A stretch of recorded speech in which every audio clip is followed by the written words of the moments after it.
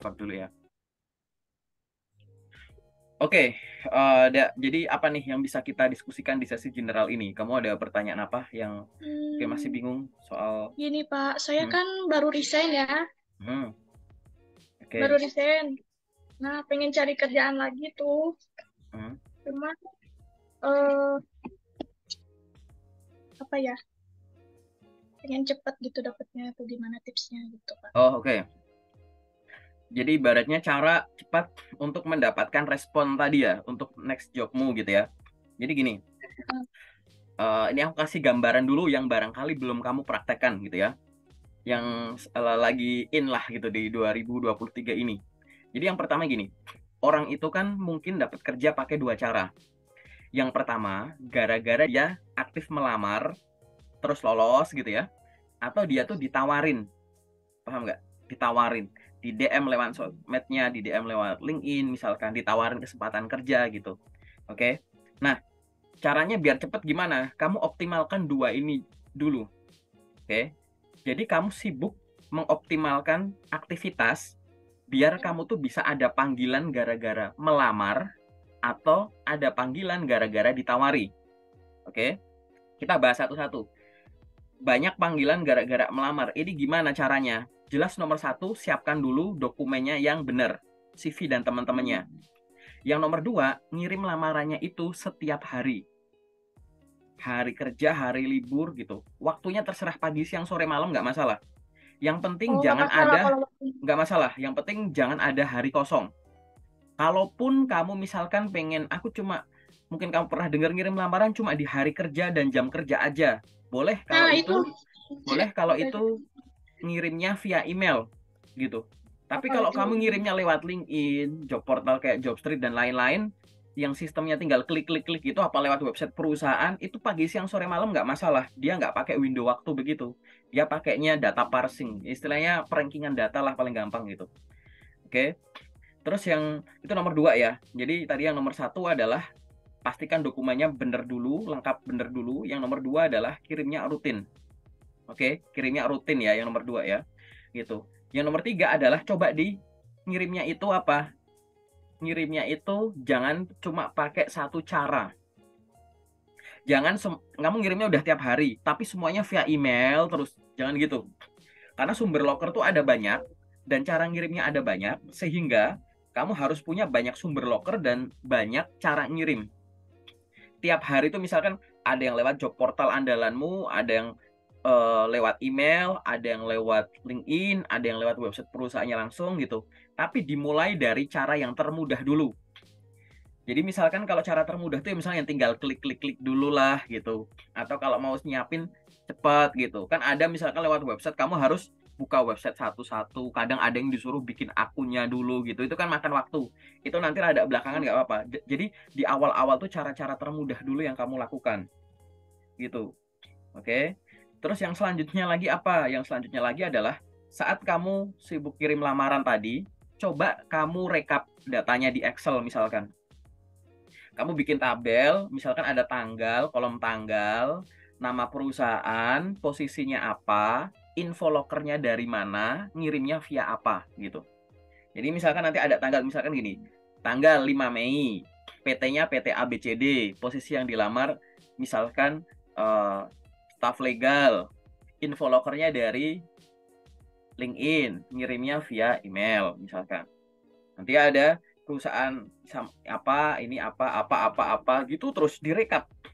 Jadi sebenarnya nggak usah ngerekap itu bisa karena kamu ngirim via email pasti ada history di pesan keluar gitu kan ya.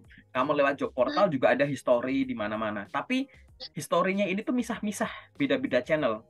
Nah, aku pengen semuanya kamu jadiin satu. Gunanya buat apa? Satu, kalau ada panggilan kerja palsu, udah kedetek di situ.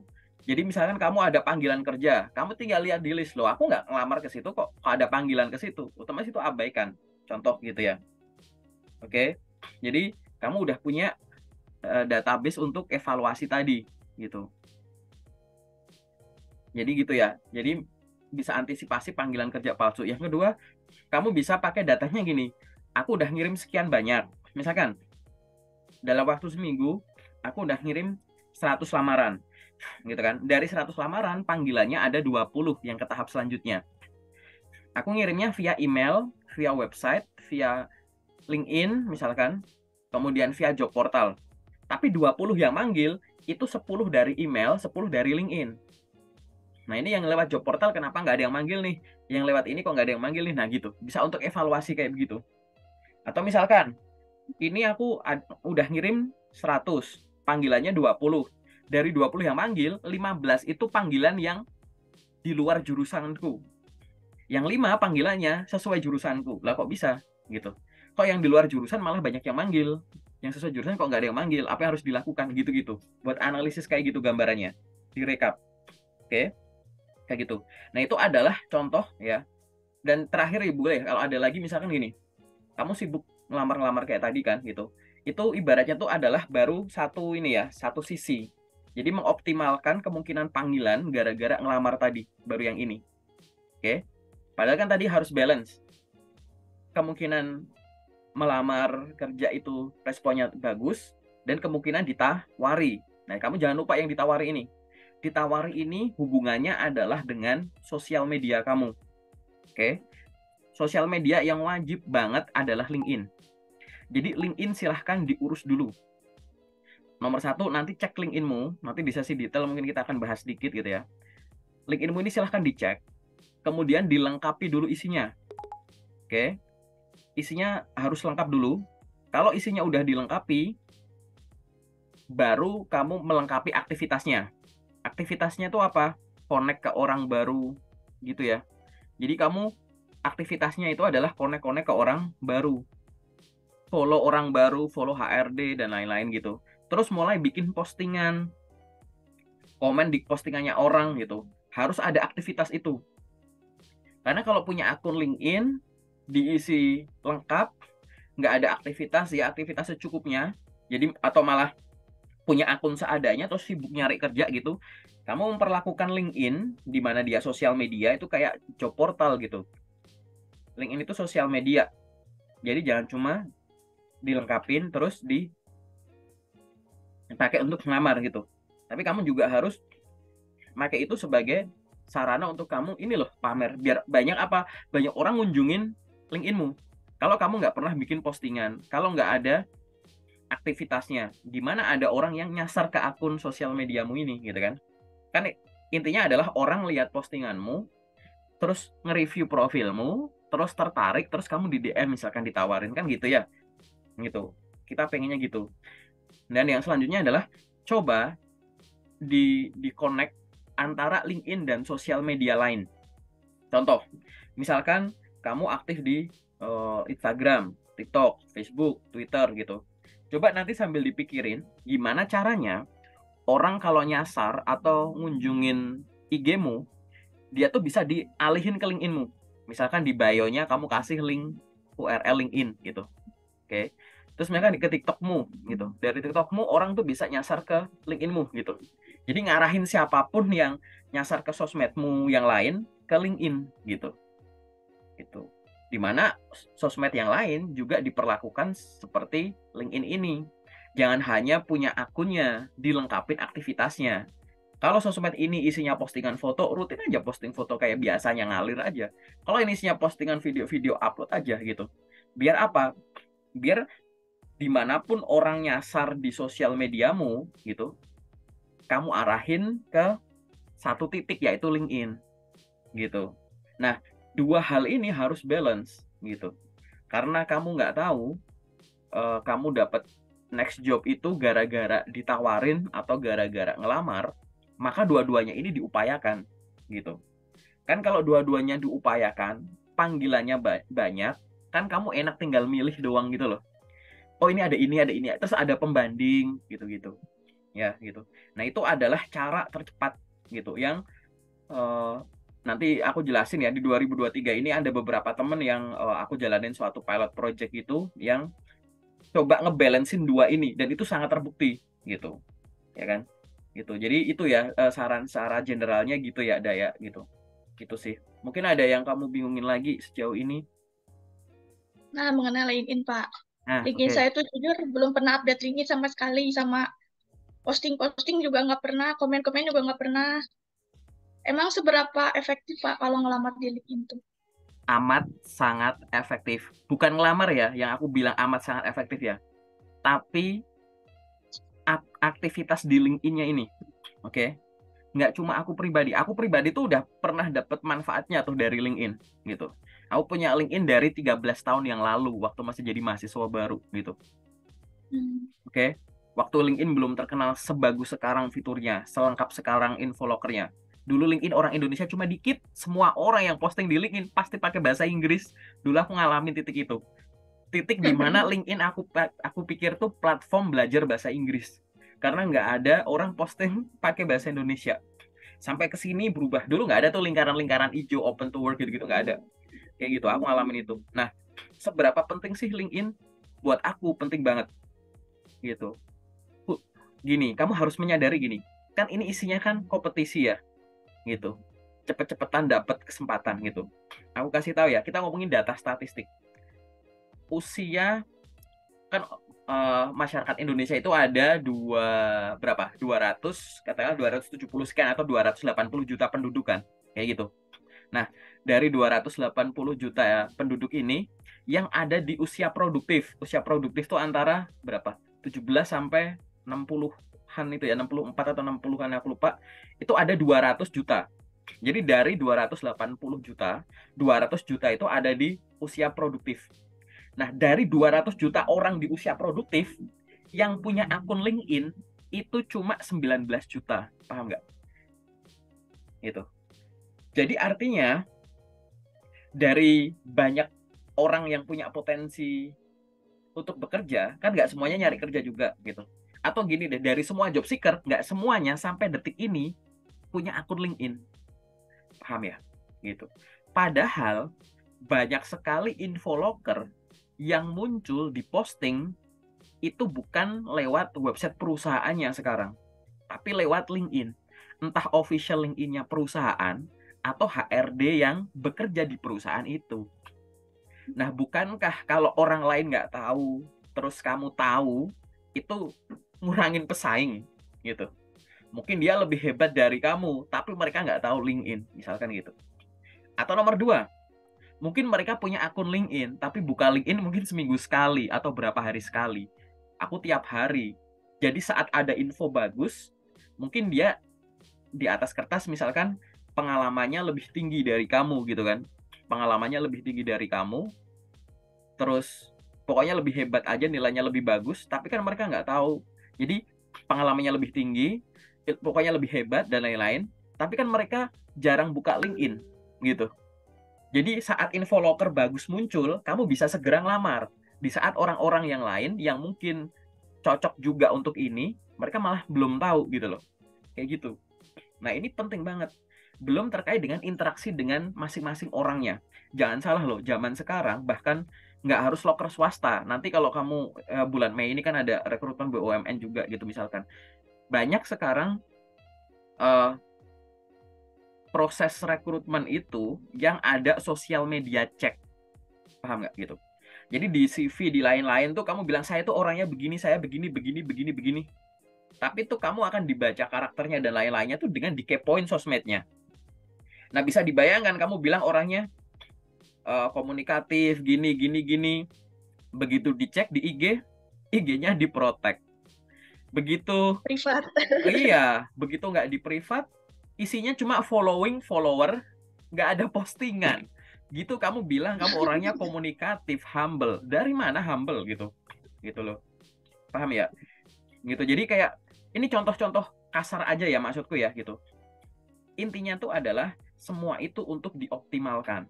Nah, apakah jaminan kalau misalkan setelah LinkedIn-mu itu kamu pakai kayak tadi seaktif itu gitu ya, itu pasti kamu langsung dapat kerja cepat? Enggak pasti. Kenapa? Karena yang kita lakukan ini adalah meningkatkan kemungkinan gitu. Coba bayangkan kalau kamu posting rutin, koneksimu banyak gitu. Misalkan gini, kamu punya 100 follower, misal ya, kamu punya 100 orang follower aja. Aku punya katakanlah 100.000 follower, misal. Kalau sekali kamu bikin postingan, sekali kamu posting, kan pasti postinganmu cuma muncul di berandanya Follower. 100 followermu doang kan, gitu. Tapi begitu aku like postinganmu, postinganmu juga akan muncul di 100.000 followerku, paham nggak? Gitu. Oh, Itu efeknya tuh begitu. Nah, sekarang bayangin kamu punya koneksi di LinkedIn itu minimal kamu ada 501 koneksi minimal. Biar kamu bisa exposure-nya bagus gitu. Aku nggak tahu nanti koneksimu berapa, nanti kita bahas itu juga gitu ya. Gitu. Tapi bayangkan kalau kamu cuma punya koneksi 501 atau 1000 deh, kita buletin 1000, tapi ada beberapa temenmu dari 1000 itu yang followernya tuh jauh di atas kamu. Dan pada saat kamu posting, dia like gitu. Apalagi misalkan koneksinya itu adalah HRD. Jadi nanti kamu banyak berkoneksi dengan HR. Nanti aku kasih link di channel YouTube-ku ya, gimana cara nambah koneksi tadi. Planning koneksi, khususnya kalau HRD. HRD biasanya itu punya temen koneksi HRD juga. Bayangkan kalau kamu posting sama HR ini di like, maka postinganmu ini dilihat sama HRD lain. Akhirnya mereka kepo, ini siapa? Dikunjungin, ditawarin gitu. Nah itu success story yang udah berkali-kali ya aku dengar dari teman-teman bahwa iya Kak Aga gitu. Setelah ini misalkan ini nih video ini nih, nanti kan aku upload di YouTube-ku tuh. Terus akun LinkedIn-mu aku taruh di deskripsi. Banyak teman-teman yang di DM di LinkedIn gara-gara teman-teman HRD itu nyasar di channel YouTube-ku gitu. Jadi nonton videonya ini siapa nih, terus ini oh ini akun LinkedIn-nya, terus dikunjungi gitu. Akun LinkedIn-nya juga udah siap gitu. Nah ini kan cuma salah satu cara aja ini. Tapi kan tetap untuk kelanjutannya kan juga kamu bisa pakai idemu sendiri gitu. Nanti di sesi detail aku jelasin gimana-gimananya nggak apa-apa. Tapi yang jelas LinkedIn itu sama sekali ini. LinkedIn itu bukan job portal ya. Tapi LinkedIn itu sosial media. Sosial media itu ada dua unsur. Unsur sosial, unsur media.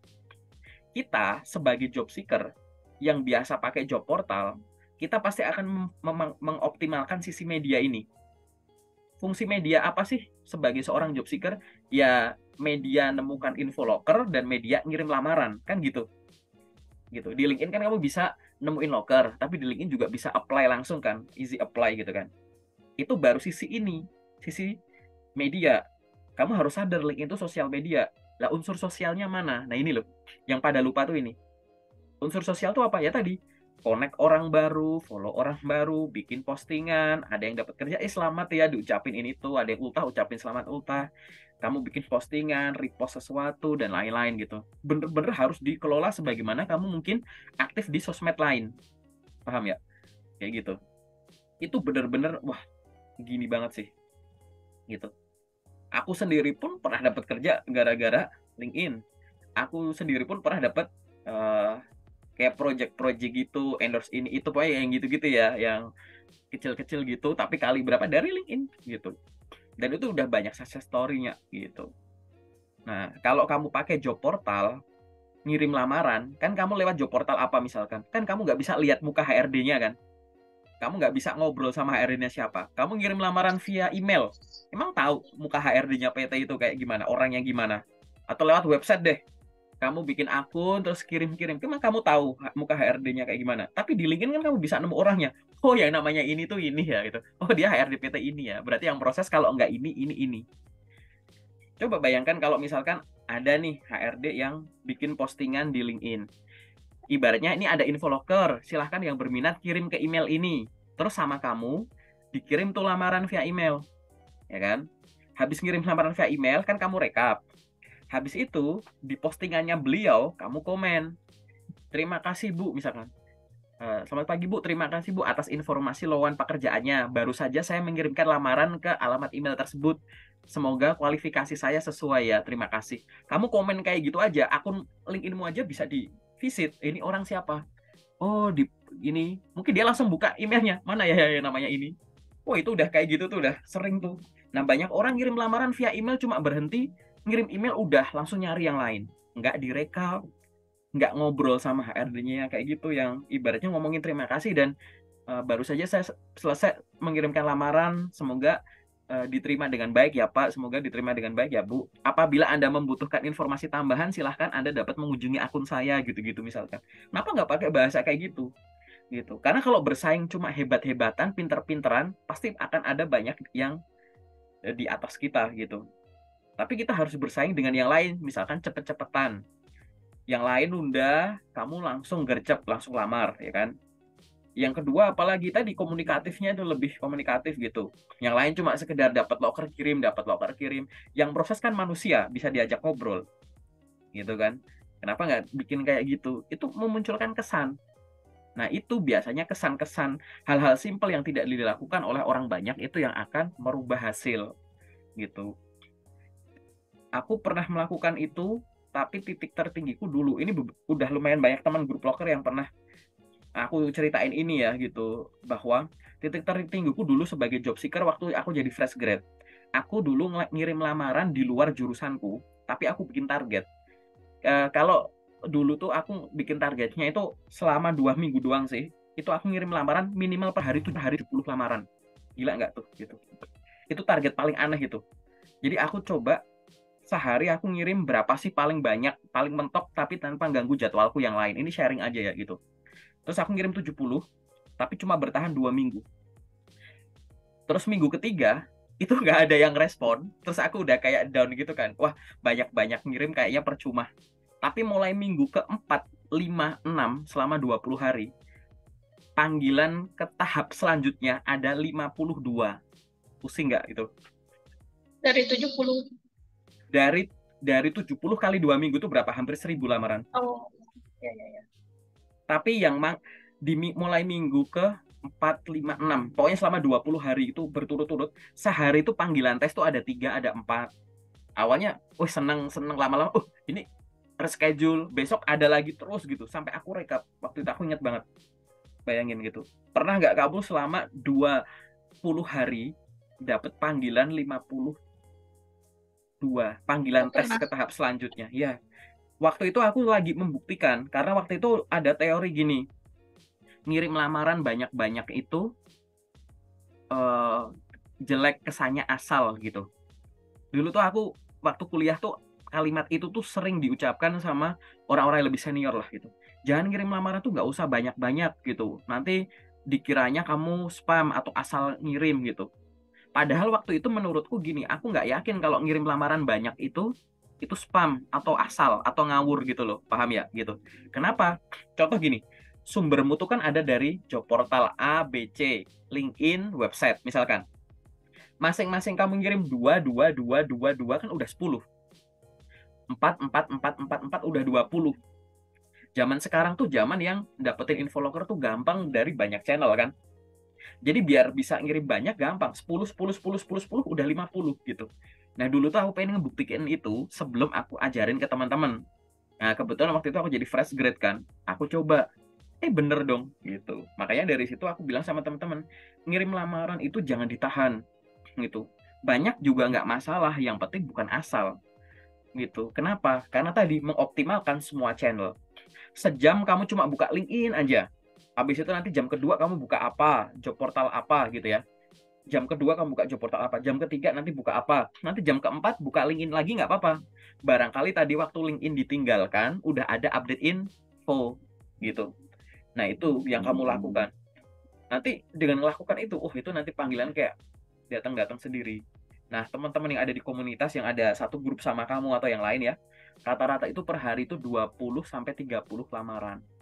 Nah, aku nanya sama kamu, bisa nggak kamu konsisten gitu di angka-angka sekitar segitu? Tapi kalau nggak ada di angka sekitar segitu juga nggak masalah. Yang penting konsisten gitu. Sehari 10, 10, 10, seminggu udah 70 gitu kan. Gitu misalkan. Semua disesuaikan dengan pekerjaan yang kamu pengen. Karena misalkan kita teman seangkatan ya, jurusan kita sama, IPK kita sama, tapi belum tentu kerjaan yang aku pengen itu sama kayak kamu. Gitu. Hanya karena ada satu keinginan yang berbeda, kesempatannya beda. Contoh gini dah. Ini kan kamu di Bandung ya gitu. Contoh gini. Aku bilang gini, aku pengen ngelamar kerja cuma di Bandung aja gitu. Aku pengen cari kerjaan cuma di Bandung aja. Kamu bilangnya, aku pengen nyari kerja di Jawa Barat aja gitu. Itu infolokernya tuh jumlahnya udah beda loh, paham nggak? Karena aku cuma di Bandung aja, jadi di luar Bandung itu nggak menarik buat aku. Tapi kamu ngomong, aku mau cari kerja yang penting Jawa Barat. Itu dari ujung-ujung kota-kota banyak-banyak tuh kesempatannya makin banyak gitu loh, paham ya gitu. Padahal ini hanya faktor kecil, faktor lokasi kerja gitu. Belum nanti kita ngomongin sesuai jurusan atau enggak, belum ngomongin gaji, ngomongin ini gitu. Nah tadi gitu. Jadi karena nanti yang tahu kamu nyari kerjaannya tipe kayak gimana, seberapa susah nyari infonya. Makanya tadi kalau kamu misalkan aku pengen yang gini, kalau kriteriamu tadi misalkan susah dipenuhi, kamu juga harus menggunakan banyak sumber tadi, gitu kan. Termasuk tadi menyeimbangkan yang ngirim lamaran sambil ditawarin tadi, aktif di sosmed tadi, gitu. Paham ya, Daya, gitu. Gambarannya tuh begitu. Seru ya, pertanyaanmu ini bagus loh, bisa buat belajar teman-teman yang lain gitu. Oke, ada lagi nggak yang kamu masih bingung gitu terkait ini secara general yang kamu hadapin gitu? Nanti minta dibimbing untuk di apa update CV aku ya Pak. Hmm? Soalnya CV saya tuh masih kosong, Apa belum CV? ada apa-apanya. Oh ya, Apa maksudnya LinkedIn? LinkedIn, LinkedIn. LinkedIn. Ya, nanti kita jalan ke sana. Jadi setelah kita benerin CV-mu dan lain-lain, baru nanti kita masuk ke LinkedIn gitu ya. Gitu. Nanti aku ajarin gimana gimananya. Oke. Oke. Ada lagi nggak pertanyaan yang sifatnya general